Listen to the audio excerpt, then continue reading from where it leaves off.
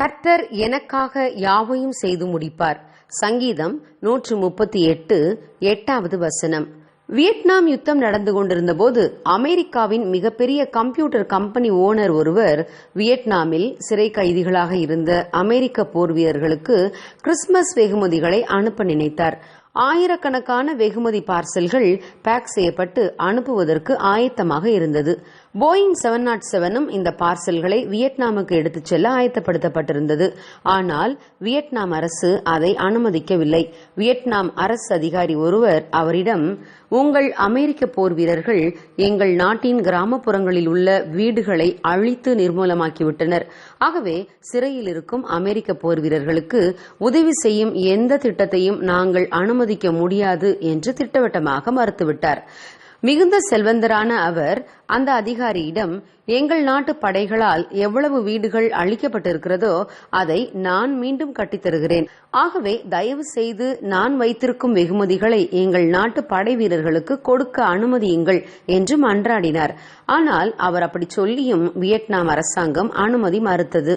Christmas நாளும் நெருங்கியது. வெகுமதிகள் அனுப்பப்படாமல் அப்படியே இருந்தன. எப்படியாவது வெகுமதி பார்சல்களை அனுப்பிவிட வேண்டும் என்று நினைத்தார்.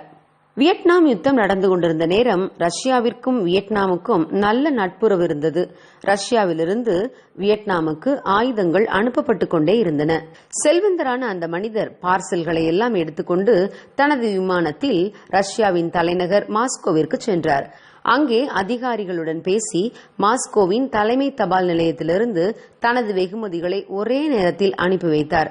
மாஸ்கோவிலிருந்து பார்சல்கள் வந்ததால் அவற்றை வியட்நாம் அரசு கேள்வி கேட்காமல் அனுமதித்தது. கிறிஸ்துமஸ் தினத்திற்கு முன்பாகவே படை வீரர்கள் அனைவரும் தங்கள் வெகுமதிகளை பெற்றுக் கொண்டனர். தேவன் அவருக்கு வேலையை மிக லேசாக முடித்துக் கொடுத்தார். ஆம் பிரியமானவர்களே, இதைப் போலவே நாமும் சில சமயங்களில் சில வேலைகளை செய்து முடிப்பதில் பல தடைகளை சந்திக்கிறோம். இது என்னமாய் முடியுமோ என்று அங்கலாய்க்கிறோம். ஆனால் விடாமுயற்சியுடன் நாம் செயல்படுவோமானால் நாம் நினைப்பதை விட லகுவாக அந்த காரியத்தை தேவன் நமக்காக செய்து முடிப்பார். இயேசு கிறிஸ்துவின் சரீரத்திற்கு பரிமள தைலம் பூசுவதற்காக சில ஸ்திரீகள் அங்கு சென்றனர். அவர்களுக்கு ஒரே கலக்கம். கல்லறையின் வாசலில் இருந்த மிகப்பெரிய கல்லை நமக்காக யார் புரட்டி தள்ளுவார் என்று ஒருவரோடு ஒருவர் பேசிக்கொண்டே சென்றார்கள். ஆனால் அவர்கள் அங்கு போவதற்கு முன்பாகவே ஒரு பெரிய அதிசயம் நடந்திருந்தது. அவர்கள் யாவரும் கல்லறைக்கு அருகில் சென்று பார்த்தபோது கல் ஏற்கனவே புரட்டி தள்ளப்பட்டிருந்தது.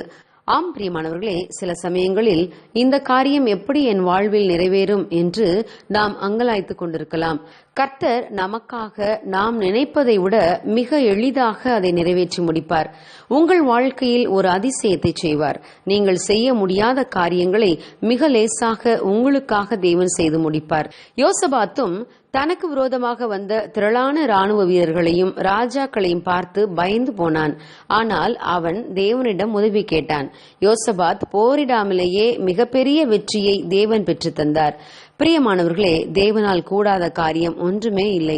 அவர் இல்லாதவைகளை இருக்கிறவைகளைப் போல அழைக்கிற தேவன். ஆகவே இன்று சந்தோஷத்தோடு தேவன் எனக்காக யாவையும் செய்து முடிப்பார் என்று அறிக்கையிடுங்கள். நிச்சயமாக தேவன் தடைகளை மாற்றுவார். God bless you. Have a blessed day.